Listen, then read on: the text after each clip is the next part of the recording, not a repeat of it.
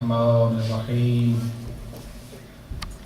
الحمد للہ رب العالمین الصلاة والسلام علی اشرف الانبیاء والمرسلین وعلی آلہ الطیبین الطاہرین المعصومین سیما امام المنتظر الحجۃ الثانی عشر ارواحنا وارواح العالمین لتراب مقدمہ الفداء اما بعد فقد قال اللہ سبحانہ تبارک و تعالی بسم اللہ الرحمن الرحیم قد جاءکم من اللہ نور و کتاب مبین وقال رسول اللہ صلی اللہ علیہ وآلہ وسلم انی تارک فیکم الثقلین کتاب اللہ وعطرتی اہل بیتی صلوات پڑھیں محمد اللہم صلی علی محمد وآلِ محمد۔ آئیے مل کے امام زمانہ کی صحت و سلامتی کے لیے دعا پڑھیں۔ بسم اللہ الرحمن الرحیم اللہم کل ولیک الحجۃ ابن الحسن صلواتک علیہ وعلی آبائہ فی هذه الساعة وفی کل ساعة ولیا وحافظا وقائدا وناصرا ودلیلا وعینا حتی تسکنہ ارضک ترضیٰ وتمتعہ فیہا طویلا۔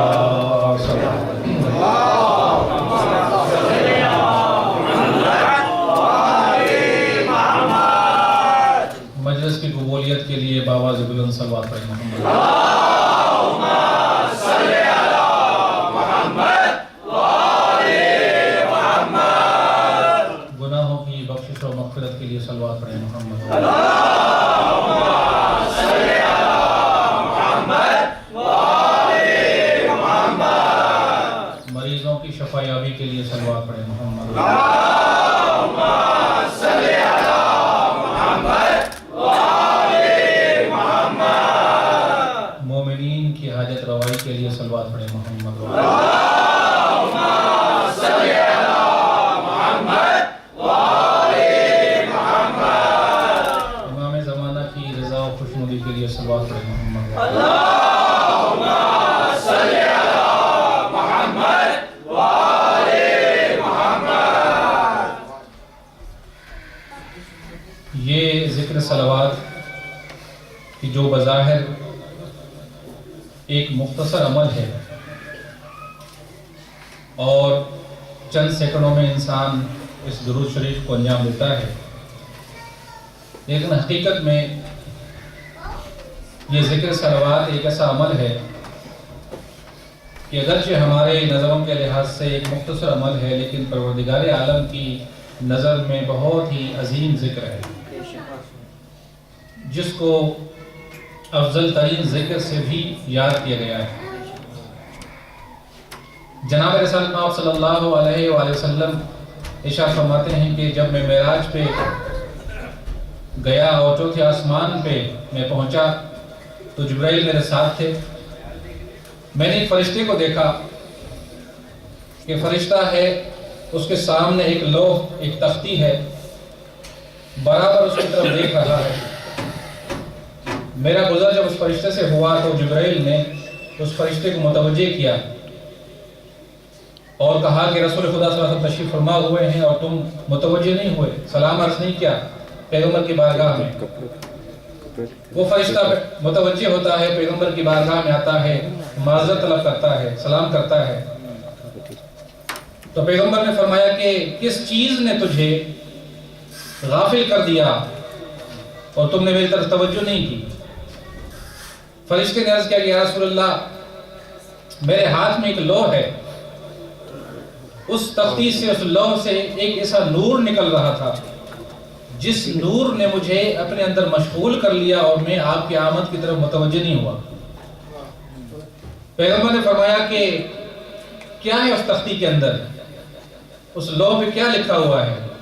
تو فرشتے نے عرض کیا کہ یا رسول اللہ اس تختیہ لوح پر جو نور نکل رہا ہے اس نور کے نکلنے کی وجہ یہ ہے کہ اس تختی پہ یہ لکھا ہوا ہے لا الہ الا اللہ محمد الرسول اللہ علی ولی اللہ۔ اس کے بعد عرض کرتا ہے کہ یا رسول اللہ میں نے جو گستاخی کیا آپ کی خدمت میں متوجہ نہیں ہوا، سلام عرض نہیں کیا ٹائم پر، تو میں چاہتا ہوں کہ اس غلطی کا ازالہ کرنے کے لیے میں آپ کی بارگاہ میں ایک ہدیہ پیش کروں۔ توجہ نا آپ کی، ہدیہ پیش کرنا چاہتا ہوں۔ پیغمبر نے فرمایا کیا ہے؟ عرض کیا کہ یا رسول اللہ میں نے 2 رکعت نماز پڑھی ہے 20,000 سال کے وقت میں، 5,000 سال قیام ہے اس کا، 5,000 سال رکوع ہے، 5,000 سال سجدہ، 5,000 سال تشہد و سلام، 20,000 سال کے دوران 2 رکعت میں نماز پڑھی ہے۔ چاہتا ہوں کہ اپنی غلطی کا ازالہ کرنے کے لیے ہدیہ کروں آپ کی بارگاہ میں۔ توجہ نا، تو جب فرشتے نے یہ عرض کیا، ظاہر ہے کہ نماز، ہم تو نماز جب پڑھتے ہیں تو 2 رکعت نماز ہوتی ہے 2 منٹ بھی نہیں لگتے، 3 رکعت نماز ہوتی ہے 3 منٹ بھی نہیں لگتے، بلکہ اس سے بھی کم ٹائم کے اندر ہم نماز پڑھتے ہیں۔ تو جب فرشتہ کوئی نماز پڑھتا ہے تو فرشتہ توجہ کے لحاظ سے، خضوع و خشوع کے لحاظ سے اس کا جو خضوع و خشوع ہوتا ہے وہ کامل ہوتا ہے۔ تو جب نماز 20,000 سال کے دوران پڑھی ہو تو اس کی عظمت کیا ہوگی، اس کی فضیلت کیا ہوگی، اس کا ثواب کیا ہوگا۔ پیغمبر کی بارگاہ میں جب عرض کیا تو پیغمبر نے فرمایا کہ مجھے اس ہدیے کی ضرورت نہیں ہے، مجھے اس ہدیے کی ضرورت نہیں۔ تو عرض کرتا ہے فرشتہ یا رسول اللہ اگر آپ کو اس ہدیے کی ضرورت نہیں ہے تو میں چاہتا ہوں کہ یہ ہدیہ 2 رکعت کا ہدیہ جو ثواب ہے اس کا آپ کی امت کو ہدیہ کروں۔ توجہ کیجئے گا، میں آپ کی امت کو یہ ہدیہ کرنا چاہتا ہوں تاکہ ثواب اللہ تعالیٰ ان کو عطا فرمائے۔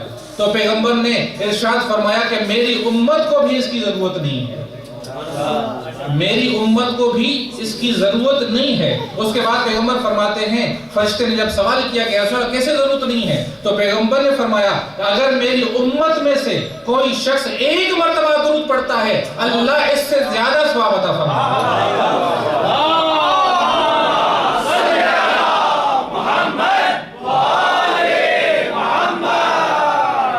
دیکھا عمل مختصر ہے لیکن اللہ کی نظر میں اس عمل کی کیا قدر و قیمت ہے کہ فرشتے کی اتنی طولانی نماز بھی صلوات اور درود کے لحاظ سے کوئی حیثیت نہیں رکھتی۔ صلوات پڑھیں محمد و آل محمد۔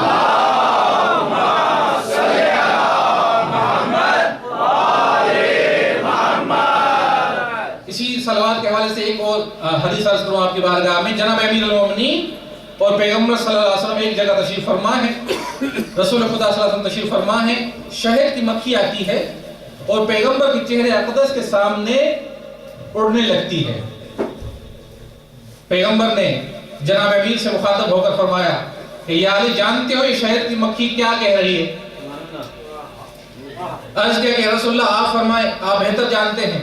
پیغمبر نے فرمایا کہ یہ شہد کی مکھی کہہ رہی ہے کہ یا رسول اللہ میں نے فلاں جگہ پر کچھ شہد کو جمع کیا ہے اور میں آپ کو دعوت دینا چاہتی ہوں تشریف لائے اور وہ شہد تناول فرمائیں۔ پیغمبر صلی اللہ علیہ وسلم امیر المومنین سے مخاطب ہوئے، فرمایا کہ چلو ہم اس جگہ پہ چلیں جہاں پہ اس شہد نے اپنی شہد کو جمع کیا ہے۔ پیغمبر صلی اللہ علیہ وسلم تشریف فرما ہوئے، وہاں پہ پہنچے، شہد تناول فرمایا۔ تناول فرمانے کے بعد توجہ ہوگا، تناول فرمانے کے بعد پیغمبر نے اس شہد کی مکھی سے پوچھا،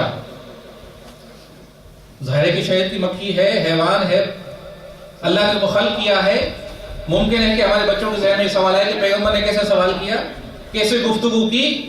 میں ان کے لیے عرض کروں کہ اللہ جب اپنی حجت کو زمین پر بھیجتا ہے، جب اپنی زمین پر حجت کو بھیجتا ہے تو وہ زمین پر حجت فقط انسانوں کے لیے نہیں ہوتی، وہ تمام مخلوقات کے لیے حجت ہوتی ہے۔ اگر نبی حجت بن کے آتا ہے تو تمام مخلوقات کے لیے حجت ہوتا ہے، اگر امام حجت بن کے آتے ہیں تو وہ بھی تمام مخلوقات کے لیے حجت ہوتے ہیں، اس لیے کہ اللہ اور مخلوق کے درمیان واسطہ اور رابطے کی حیثیت رکھتے ہیں، لہٰذا وہ حجت ایسی ہونی چاہیے کہ جو ہر مخلوق کی زبان کو جانتی بھی ہو اور تکلم بھی کر سکتی ہو۔ پیغمبر کی خدمت میں شہد کی مکھی موجود، پیغمبر نے سوال کیا کہ یہ شہد کیسے بناتی ہو، جبکہ تم پھولوں سے جب رس چوستی ہو تو پھولوں کا رس کڑوا ہوتا ہے، میٹھا نہیں ہوتا، شیرین نہیں ہوتا۔ تو عرض کرتی کہ یا رسول اللہ جب ہم مختلف پھولوں سے رس چوستے ہیں اور اس کو جمع کرتے ہیں تو ہر پھول کا ٹیسٹ الگ ہوتا ہے، اگرچہ کڑوا ہوتا ہے لیکن ہر ایک کا ذائقہ اپنا ہوتا ہے، میٹھا نہیں ہوتا۔ ہم اس رس کو جب چوستے ہیں، توجہ ہوں گا، جب اس رس کو چوستے ہیں اور پھر اپنی جگہ پر اس کو رکھتے ہیں، رکھنے کے بعد آپ پر اور آپ کی اولاد پر جب ہم صلوات پڑھتے ہیں تو وہ شہد کا جو رس ہوتا ہے وہ شیرین بن جاتا ہے۔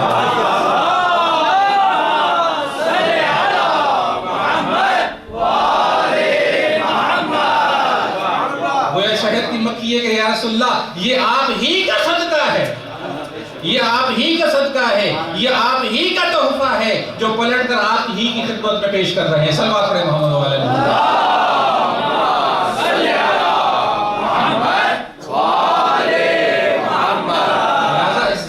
صلوات کے ذکر کو معمولی ذکر نہ سمجھیں، یہ عظیم ذکر ہے، افضل ترین ذکر ہے۔ اب ذکر صلوات آ گیا تو ایک جملہ عرض کرتا چلوں ان لوگوں کے لیے جن کو غصہ زیادہ آتا ہے، جن کو غصہ زیادہ آتا ہے۔ توجہ نا آپ کی، کچھ لوگ ایسے ہوتے ہیں کہ جو اپنے دوستوں کے درمیان بھی ہوتے ہیں تو ان کو غصہ زیادہ آتا ہے، کہیں بھی ہوتے ہیں غصہ جلدی آ جاتا ہے۔ کچھ لوگ ایسے ہوتے ہیں ان کو بھی غصہ آتا ہے لیکن لوگوں کے درمیان نہیں، گھر میں زیادہ آتا ہے۔ بہرحال آتا سب کو ہے، مطلب کہنے کا یہ کہ غصہ سب کو آتا ہے، کسی کو گھر میں زیادہ آتا ہے، باہر خیال کرتا ہے، کسی کو زیادہ اور زیادہ غصہ آتا ہے، باہر بھی غصہ کرتا ہے، گھر میں بھی کرتا ہے۔ آیت اللہ عظمہ بہجت سے سوال کیا کسی نے، توجہ ہوں گا، آیت اللہ عظمہ بہجت سے سوال کیا کہ بلا مجھے غصہ بہت آتا ہے، کیا کروں؟ تو آپ نے فرمایا کہ ذکر صلوات زیادہ کرو، صلوات کا ورد زیادہ کرو، اس لیے کہ صلوات رحمت ہے، اور جب انسان ذکر کرتا ہے تو اللہ کی رحمت نازل ہوتی ہے، اور رحمت کی وجہ سے جو غصے کی آگ ہوتی ہے وہ ٹھنڈی پڑ جاتی ہے۔ صلوات پڑھیں محمد و علیہ۔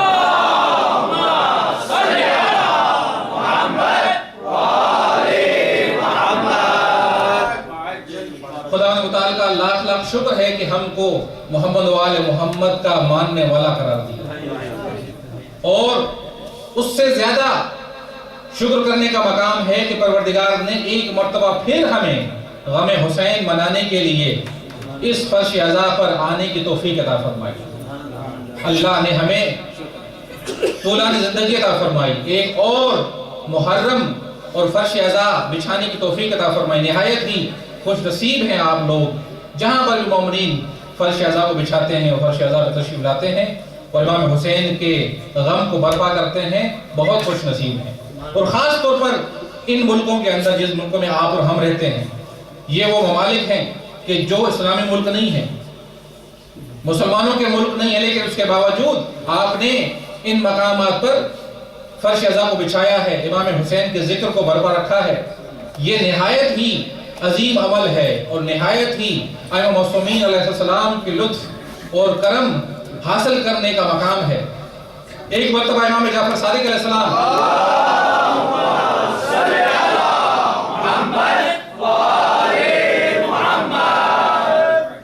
چیز میں آپ کے سامنے عرض کر رہا ہوں، یہ توجہ سے سنیے گا۔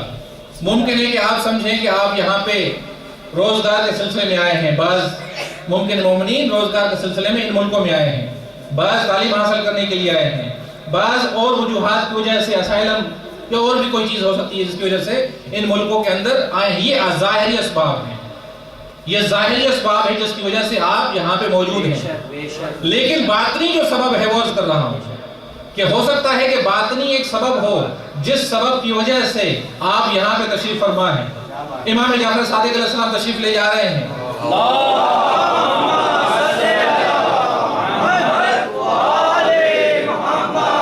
اصحاب مولا کے ساتھ ہیں۔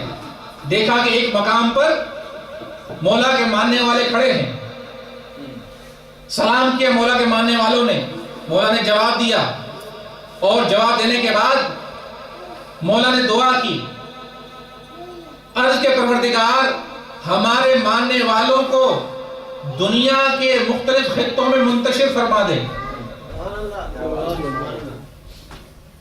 مولا آگے چلتے ہیں، دیکھا کہ ایک گروہ ہے جو مولا کے دشمن ہیں، مولا کے مخالف ہیں۔ ان کو جب مولا نے دیکھا تو مولا نے ان کو دیکھ کر اللہ کی بارگاہ میں دعا کے لیے ہاتھوں کو بلند کیا اور عرض کیا کہ پروردگار ان لوگوں کو اسی جگہ پر اکٹھا رکھنا، ان کو دنیا کے اندر منتشر نہ ہونے دینا۔ صحابی مولا کے ساتھ ہیں، مولا نے مولا کے عمل کو دیکھا، مولا کی دعا کو دیکھا کہ اپنوں کے لیے دعا یہ فرمائی، توجہ ہوں گا، اپنوں کے لیے دعا یہ فرمائی کہ اللہ ان کو منتشر کر دے، اور دشمنوں کے لیے دعا فرمائی کہ اللہ ان کو یکجا کر دے۔ دل میں سوال پیدا ہوا، امام کی بارگاہ میں دست پستہ عرض کیا کہ مولا ہم نے عجیب عمل دیکھا آپ سے کہ اپنے ماننے والوں کے لیے یہ دعا فرمائی اور اپنے دشمنوں کے لیے یہ دعا فرمائی، توجہ ہوں گا۔ امام نے فرمایا کہ میں نے اپنے ماننے والوں کے لیے دعا اس لیے فرمائی کہ اللہ ان کو دنیا کے مختلف خطوں میں منتشر کر دے تاکہ یہ ہماری ولایت کا نور لے جائیں اور دنیا کے مختلف خطوں میں یہ نور ہمارا پھیلائیں، اور دشمنوں کے لیے دعا اس لیے کی کہ اللہ ان کو اسی جگہ پہ رکھے تاکہ یہ ہماری دشمنی کو دنیا کے مختلف خطوں میں پھیلا نہ سکے۔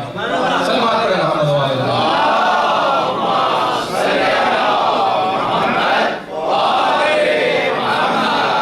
لہذا آپ کا یہاں پہ ہونا ہو سکتا ہے یہ باطنی سبب رکھتا ہو، مولا چاہتے ہیں آپ کے ذریعے سے اپنی ولایت اور اپنے دین کو دنیا کے مختلف حصوں تک پھیلانا چاہتے ہوں، اور یہی وجہ ہے کہ آپ دیکھتے ہیں جہاں بھی شیعہ جاتا ہے، جہاں بھی عزادار ہوتا ہے، چاہے دنیا کے کسی خطے میں ہو، جب محرم کے دن شروع ہوتے ہیں تو صف عزا بچ جاتی ہے، ذکر حسین کا اہتمام ہو جاتا ہے، ذکر مصائب و فضائل کا اہتمام ہو جاتا ہے، دین کے باتوں کا جو ہے ذکر شروع ہو جاتا ہے۔ یہ کیوں ہے؟ یہ اس لیے ہے کہ جہاں شیعہ جاتا ہے وہ اپنی محبت کا اظہار اس طرح سے کرتا ہے۔ لہٰذا جو ہمارے ہندوستان پاکستان مجالس ہوتی ہیں ان کی بھی اپنی اہمیت ہے، لیکن یہاں پہ جو مجلس عزا برپا ہوتی ہے چاہے تعداد مومنین کی شرکت کے لحاظ سے بہت کم ہو لیکن عظمت کے لحاظ سے بہت اہمیت رکھتی ہے۔ صلوات پڑھیں محمد و آلہ محمد۔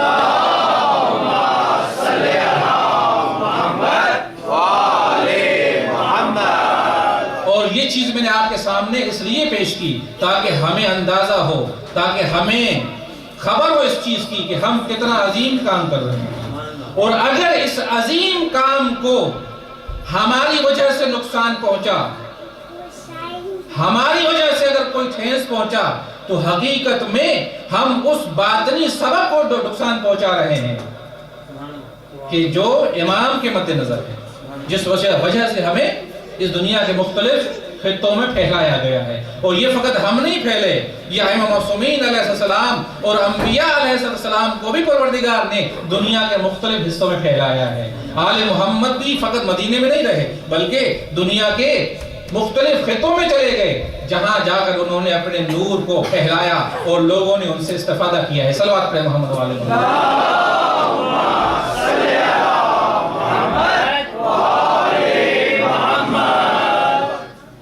میں نے آپ کے سامنے قرآن مجید کی آیہ کریمہ اور پیغمبر صلی اللہ علیہ وسلم کا مشہور و معروف فرمان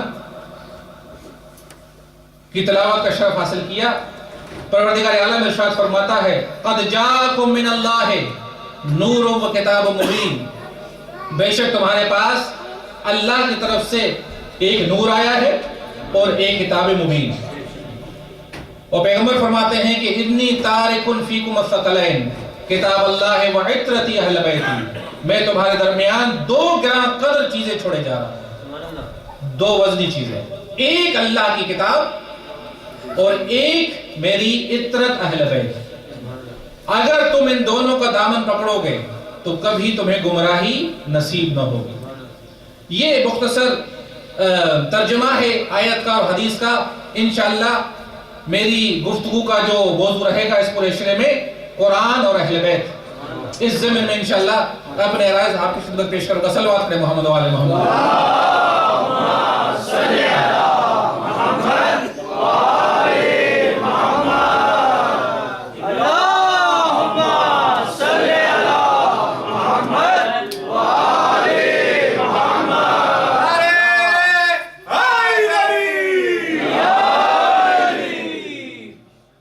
پھر بھی صلوات پڑھیں محمد وآلہ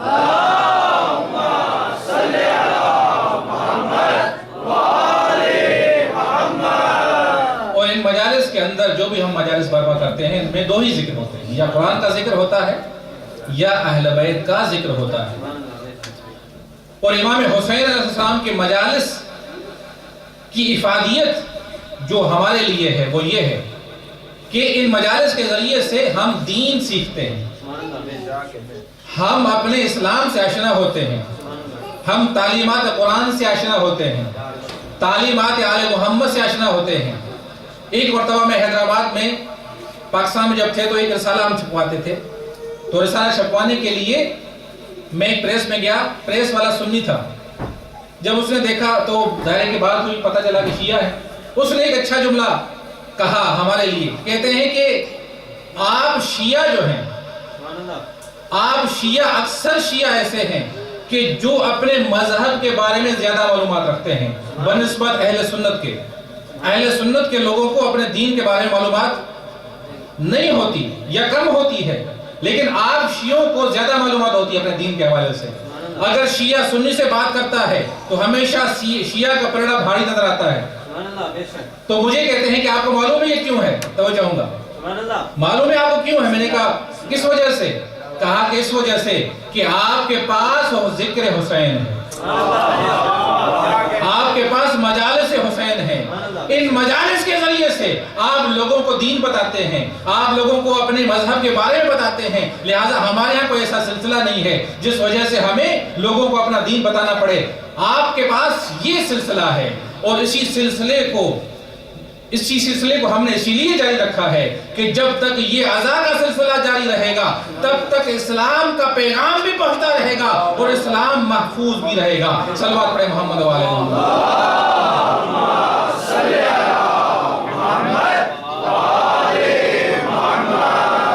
لہٰذا ہمیں یہ خیال نہیں کرنا چاہیے کہ عزاداری میں آتے ہیں تو ہمیں ثواب ملتا ہے۔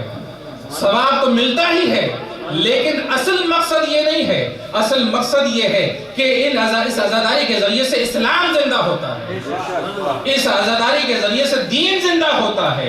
اس لیے کہ امام حسین نے جو قربانی دی ہے وہ قربانی اس لیے دی ہے تاکہ یہ دین زندہ رہے، تاکہ یہ اسلام زندہ رہے۔ جب عزاداری حسین کے لیے ہے تو وہی مقصد ہونا چاہیے اس عزاداری کا جو حسین کی قربانی کا مقصد ہے، جو امام حسین کی قربانی کا مقصد ہے۔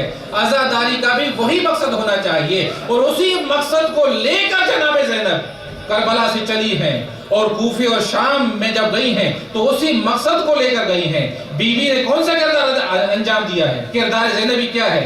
کردار زینبی دو ہیں، ایک امام حسین کے پیغام کو پہنچانا اور ایک امام حسین کے پیغام کو زندہ رکھنا۔ دو عمل ہے بیوی کے، ایک حسین کے پیغام کو پہنچانا اور ایک امام حسین کی پیغام کو زندہ رکھنا۔ بیوی نے جتنی بھی قربانیاں دی ہیں دو مقصدوں کے لیے دی ہیں، یا حسین کے پیغام کو پہنچایا یا امام حسین کے پیغام کو زندہ رکھا۔ جہاں امام حسین کے ذکر کو خطرہ ہوا کہ یہ کہیں ختم نہ ہو جائے، بی بی زینب نے اس کو زندہ رکھا۔ اور کسی عالم نے کیا خوب کہا کہ اگر کردار زینبی نہ ہوتا تو امام حسین کی قربانی کربلا میں دفن ہو جاتی، امام حسین کا پیغام کربلا میں دفن ہو جاتا۔ یہ بی بی زینب کا کردار تھا جس وجہ سے یہ امام حسین کا پیغام بھی زندہ رہا اور امام حسین کا پیغام پوری دنیا تک پہنچا۔ اور اسی وجہ سے کیونکہ امام حسین کا پیغام دنیا میں پہنچا ہے اور امام حسین کا پیغام زندہ رہا ہے، اسی وجہ سے اسلام بھی زندہ ہے اور دین بھی زندہ ہے۔ صلوات پڑھیں محمد وآلہ محمد۔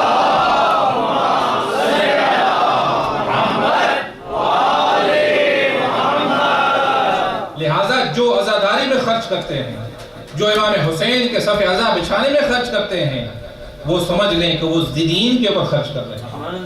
ان کا خرچ دین کے لیے ہے، ان کا خرچ اسلام کی بقا کے لیے ہے، اسلام کی ترویج کے لیے ہے۔ کوئی دین امام حسین سے الگ نہیں ہے، توجہ ہوں گا، دین امام حسین سے الگ نہیں ہے۔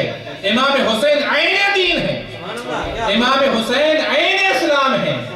لہٰذا شاہ معین الدین چشتی نے فرمایا کہ شاہ است حسین، بادشاہ است حسین، دین است حسین، دی پناہ است حسین۔ حسین دین بھی ہے اور دی پناہ بھی ہے۔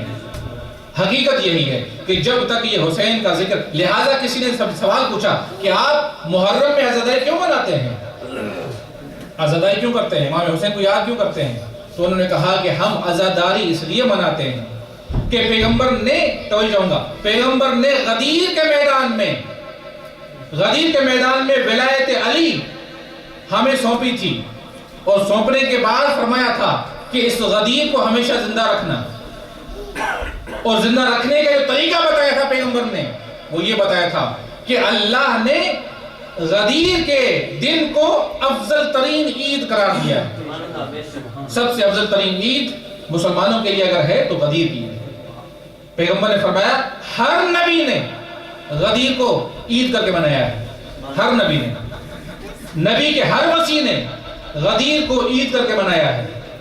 پیغمبر نے اتنی تاکید کی، 1.25 لاکھ حاجیوں کے سامنے تاکید فرمائی، اعلان ولایت امیر المومنین فرمایا، اور فرمایا کہ یہ پیغام جو حاضر ہیں وہ غائب تک پہنچا دیں، اس پیغام کو زندہ رکھیں، مختلف شکلوں کے اندر عید کے طور پر منایا تاکہ یہ زندہ رہے۔ تو اس مومن نے کہا کہ ہم نے غدیر سے سیکھا ہے کہ محرم کو زندہ رکھنا چاہیے، ہم نے غدیر سے سیکھا ہے کہ ہم محرم کو زندہ رکھیں۔ تو اس نے سوال پوچھا کیسے؟ کہا کہ ایسے کہ پیغمبر نے جو ہمیں حکم دیا تھا غدیر کو زندہ رکھنے کے لیے، عید منانے کے لیے، ہم نے زندہ نہیں رکھا، ہم نے غدیر کو اس طرح سے عید نہیں منایا جس طرح سے عید منانے کا حق تھا۔ نتیجہ یہ ہوا کہ مسلمان غدیر کو بھول گئے، مسلمان غدیر کو بھول گئے۔ اب ہم یہ دوبارہ غلطی کربلا کے لیے ہم نہیں دہرائیں گے۔ اگر ہم نے محرم نہیں منایا تو لوگ حسین کو بھی بھول جائیں گے، ان کی قربانی کو بھی بھول جائیں گے۔ لہٰذا ہر سال محرم منا کر ہم حسین کو بھی زندہ رکھتے ہیں، ذکر حسین کو زندہ رکھتے ہیں تاکہ اسلام زندہ رہے اور دین زندہ رہے۔ صلوات علی محمد و آل محمد۔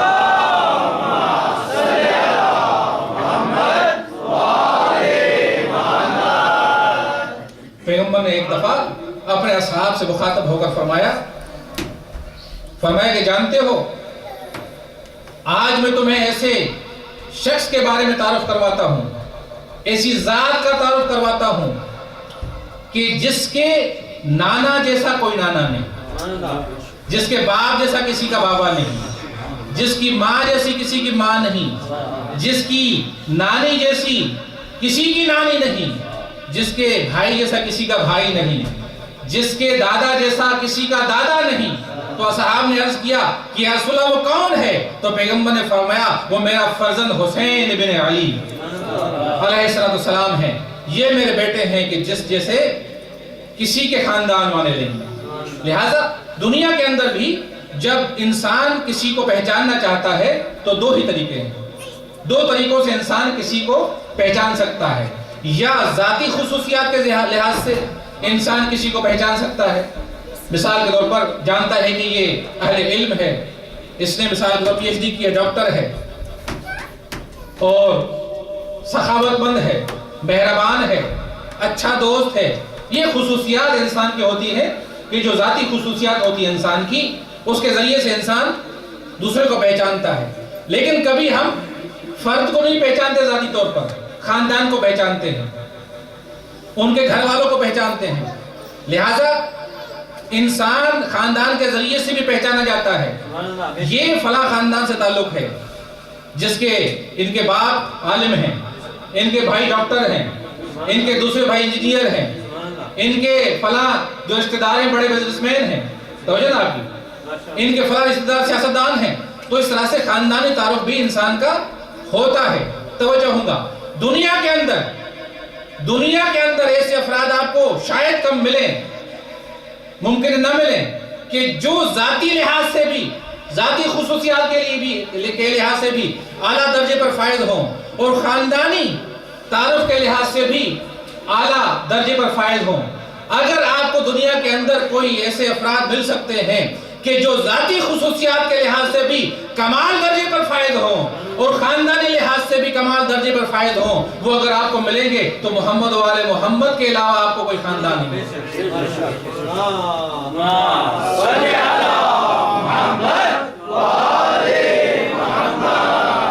لہذا پیغمبر نے فرمایا کہ حسین کا اپنا ذاتی تعارف اپنے مقام پر، ذاتی خصوصیات، حسین کے اندر ایسی خصوصیات ہیں کہ نہ کسی نبی میں پائی جاتی ہیں نہ کسی اور امام میں پائی جاتی ہے۔ ذاتی خصوصیات ایک تو ہوتی ہے نا جو خاندانی خصوصیات ہیں وہ اپنے مقام پر، لیکن امام حسین کی جو ذاتی خصوصیات ہیں، ایک ہمارے بہت بڑے عالم ہیں گزر چکے ہیں آیت اللہ شوشتری، انہوں نے خصائص الحسینیہ کے نام پر ایک کتاب لکھی جس میں وہ فقط خصوصیات کو جمع کیا ہے جو مخصوص ہے امام حسین کے ساتھ، جو مخصوص ہے فقط مولا حسین علیہ السلام کے ساتھ۔ لہذا ذاتی خصوصیات کے لحاظ سے امام حسین منفرد ہے اور خاندانی خصوصیات کے لحاظ سے بھی امام حسین کی اپنی حیثیت ہے۔ قرآن مجید میں پروردگار عالم ارشاد فرماتا ہے، سورہ ضحیٰ کے اندر ارشاد ہو رہا ہے، الم یجدک یتیما فآویٰ، پیغمبر سے خطاب ہے کہ پیغمبر کیا ہم نے آپ کو یتیم نہیں پایا پھر ہم نے تجھے پناہ دی۔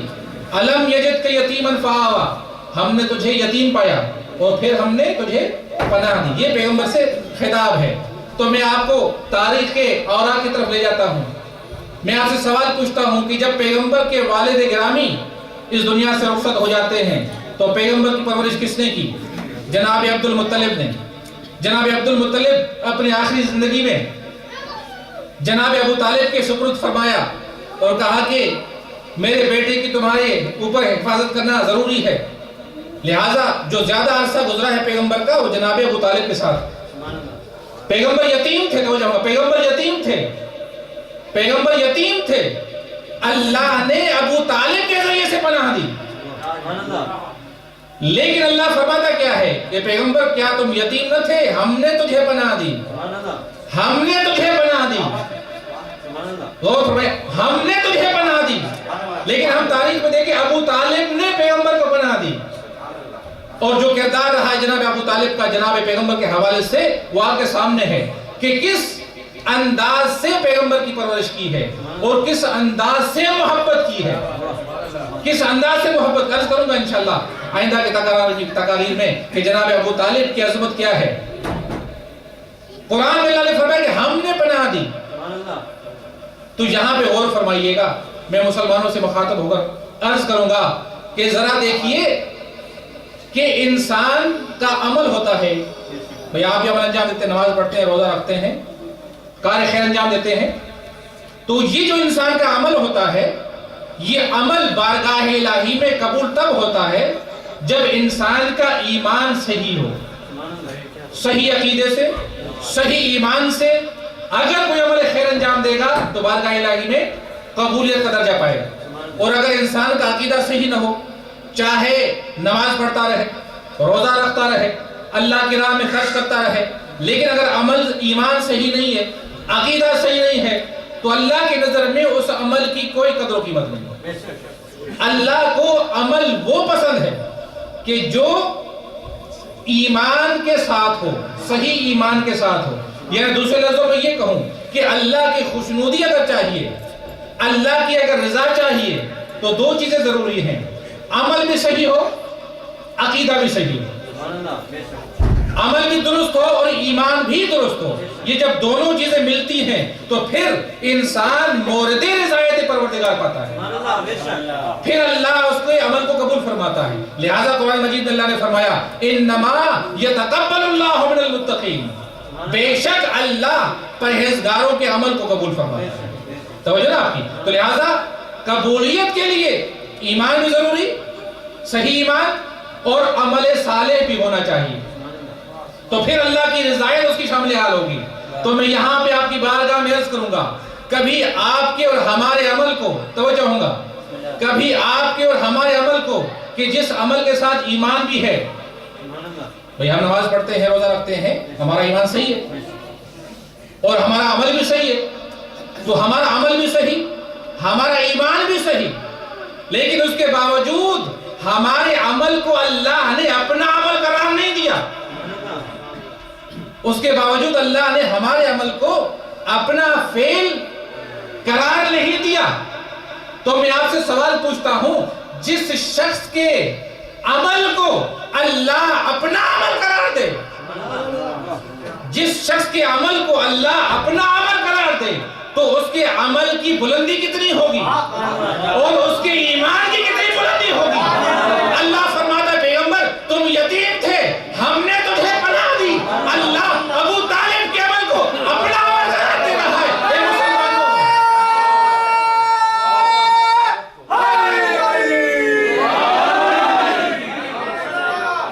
مسلمانوں خود ہی سمجھ جاؤ کہ جب پیغمبر پروردگار عالم ابو طالب کے عمل کو اپنا عمل قرار دے رہا ہے اور مورد رضایت قرار دے رہا ہے، تو اس کا مطلب یہ ہے کہ ابو طالب کا ایمان بھی ایسا ہوگا کہ جو مورد رضایت پروردگار ہوگا.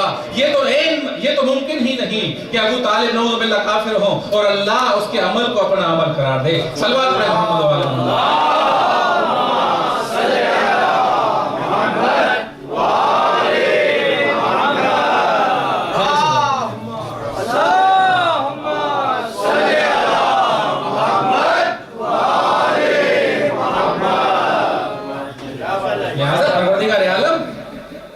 جناب ابو طالب کے سلسلے میں یہ آیت ہے. پھر امام حسین کی نانی کا مقام کیا ہے، وہ بھی اسی آیت کے اندر، اسی سورہ کے اندر پیغمبر اللہ تعالیٰ نے فرمایا. کیا فرمایا؟ فرمایا کہ پیغمبر تم نادار تھے، تم نادار تھے، ہم نے تجھے غنی بنایا. تم نادار تھے اور ہم نے تجھے غنی بنایا. تو تاریخ میں تو ہم یہ دیکھتے ہیں کہ پیغمبر واقعی نادار تھے، لیکن مالدار کیسے ہوئے؟ جناب خدیجہ کے مال سے جناب خدیجہ کے مال سے مالدار بنتے ہیں اور جناب خدیجہ کا مال اسلام کی راہ میں صرف کرتے ہیں اور پروردگار جناب خدیجہ کے عمل کو اپنی طرف نسبت دیتا ہے اور فرماتا ہے کہ ہم نے تجھے غنی بنایا، ہم نے تجھے مالدار بنایا. یہ وہ ہیں کہ جو امام حسین کے خاندان والے ہیں کہ جن کا مقام یہ ہے کہ اللہ ان کے عمل کو اپنا عمل قرار دے رہا ہے. صلوات پڑھیں محمد و آل محمد.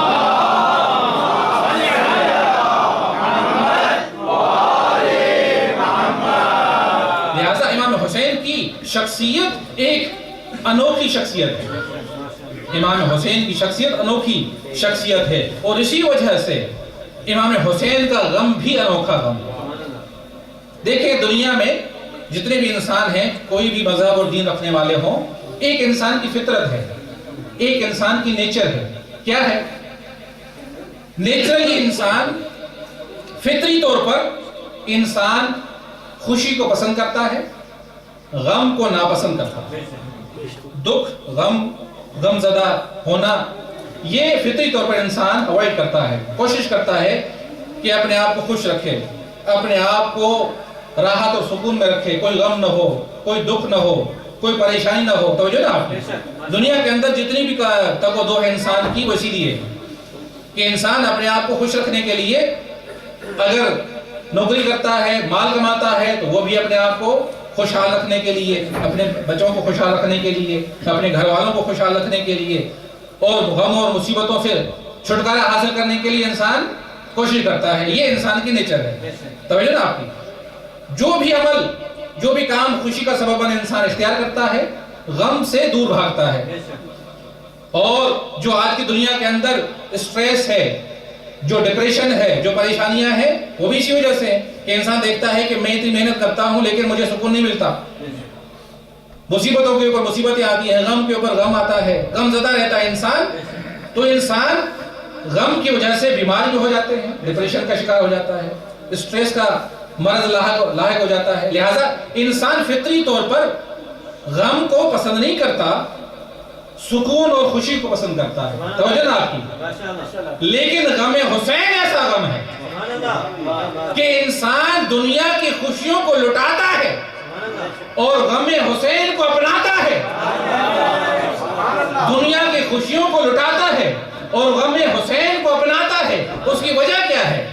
اس کا ریزن کیا ہے؟ کیا یہ عام غم ہے؟ عزیزو، یہ عام غم نہیں ہے. اگر یہ عام غم ہوتا تو اس کے اندر میں پیدا ہونے کے بعد انسان بیمار ہوتا، انسان غمزدہ ہوتا، لیکن جب انسان حسین کے غم میں ہوتا ہے تو نہ فقط غمزدہ نہیں ہوتا، بلکہ اگر غمزدہ ہوتا ہے دنیا کی مصیبتوں کی وجہ سے تو یہ غم حاصل کرنے کے بعد ایسا سکون پیدا ہو جاتا ہے کہ یہ سکون پھر کسی قیمت پر بیچنے کے تیار نہیں ہوتا۔ حسینیت زندہ باد، حسینیت زندہ باد، یزیدیت مردہ باد، یزیدیت مردہ باد، نعرہ حیدری یا علی یا علی یا علی مدد حق ہے۔ لہذا دنیا والے پریشان ہو جاتے ہیں کہ یہ کیسے لوگ ہیں کہ جو اپنا مال، اپنا دھن، اپنا ٹائم، اپنے بچے، اپنا سب کچھ قربان کرتے ہیں حسین کے غم کے لیے۔ ان کو نہیں معلوم کہ اس غم میں کیا سکون ہے، اس غم کے اندر کیا راحت پائی جاتی ہے۔ انسان ظاہری طور پر تھوڑی دیر کے لیے غمزدہ ہوتا ہے، لیکن اس کے بعد جو سکون حاصل کرتا ہے وہ سکون فقط اسی کو مل سکتا ہے کہ جو محبت حسین دل میں رکھتا ہے، جو محبت حسین کو محسوس کرے گا، جو محبت حسین کو دل میں رکھے گا اور اس کے ساتھ امام حسین کا غم منائے گا، تو یہ غم اس کی تمام بیماریوں کے لیے علاج ہے، اس کی تمام مصیبتوں کے لیے علاج ہے، تمام ٹینشنوں کا علاج ہے، تمام ڈپریشن کا علاج ہے۔ لہٰذا آپ مجلس میں جب آتے ہیں تو دنیا کا ہر غم بھول جاتے ہیں۔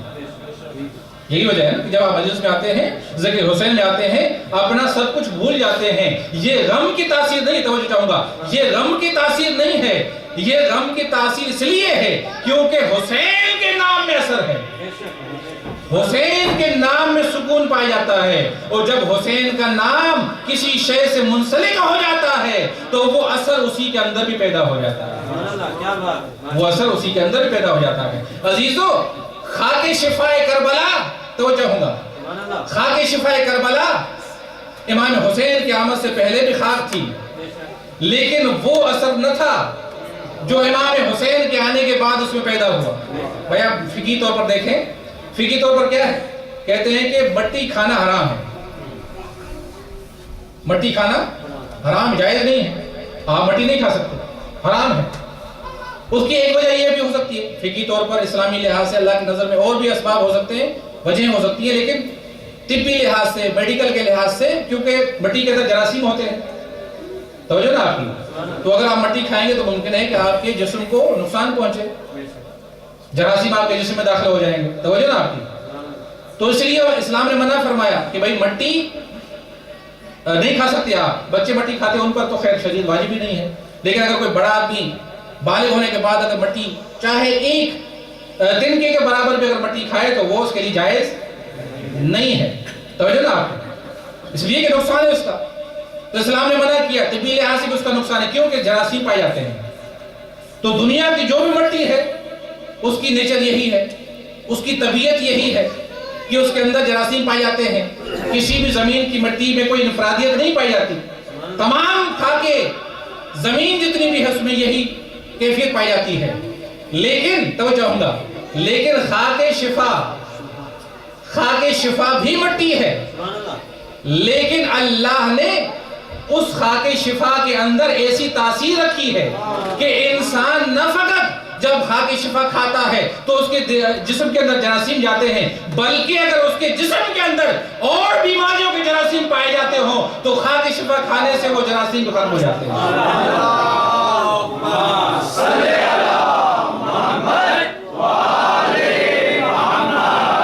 اس کی وجہ کیا ہے؟ اس کی وجہ کیا ہے؟ اس خاک میں تو کوئی تاثیر نہیں ہے، اس خاک کے اندر تاثیر نہیں ہے کہ اس نے جسم میں جانے کے بعد کینسر جیسے امراض کو ختم کر دیا، کینسر جیسے امراض کو ختم کر دیا۔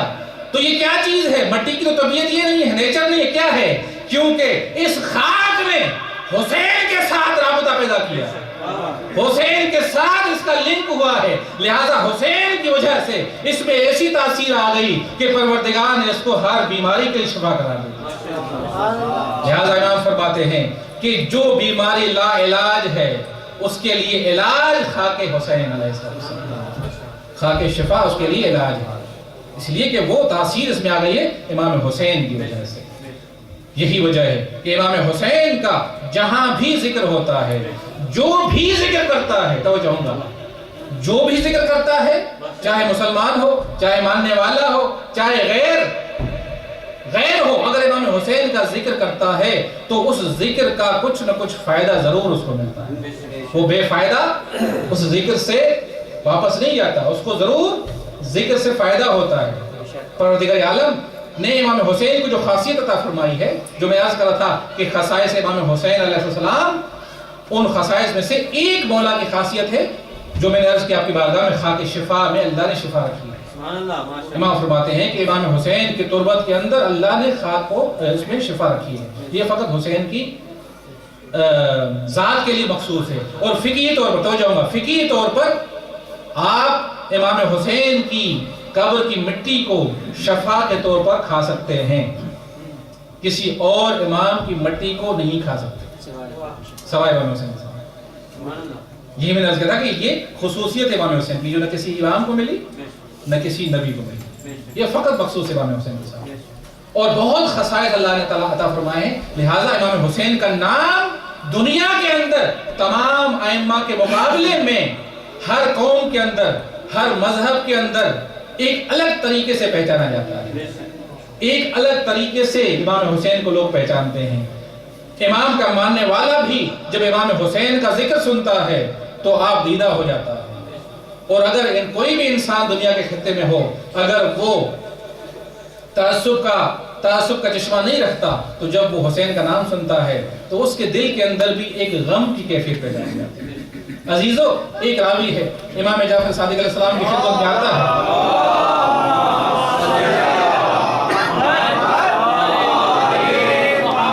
مولا کی بارگاہ میں آئے اور دیکھا کہ مولا کے آنکھوں سے آنسو جاری ہیں. عرض کیا کہ مولا کوئی تکلیف پہنچی آپ کو، دل غمزدہ ہو گیا ہے؟ امام نے فرمایا کہ اے جارود، یہ محرم کا مہینہ ہے، یہ محرم کی تاریخیں ہیں، یہ وہ تاریخیں ہیں جس تاریخ میں، جن دنوں میں میری دادی زہرا کا ہرا بھرا گھر اجڑ گیا، ہمارا بھرا گھر اجڑ گیا. اس کے بعد فرماتے ہیں کہ اے جارود، جب بھی کسی مومن کے سامنے میرے دادا حسین کا نام آئے گا تو اس کی آنکھیں آپ دیدہ ہو جائیں گی، اس کے دل کے اندر غم پیدا ہو جائے گا. اور پھر امام فرماتے ہیں جب میرے دادا کی شہادت ہوئی، میرے دادا کی شہادت کے بعد ہمارے گھروں میں 5 سال تک چولہا نہیں جلا، ہماری بیویوں نے سروں میں کنگھی نہیں کی، اپنے لباس کو تبدیل نہیں کیا، جب تک ہمارے چچا مختار نے ابن زیاد کے سروں کو اور ان کے دوسرے احباب کو قتل کر کے ہمارے گھروں میں سر نہیں بھیجے، اس وقت تک ہمارے گھروں کے اندر غم کی کیفیت رہی. اور پھر فرماتے ہیں کہ جارود، جب چاند طلوع ہوتا ہے محرم کا تو ہمارے گھروں میں صفے ماتم بچ جاتی ہے، ہمارے گھروں میں آہو پہ کا بکا شروع ہو جاتی ہے.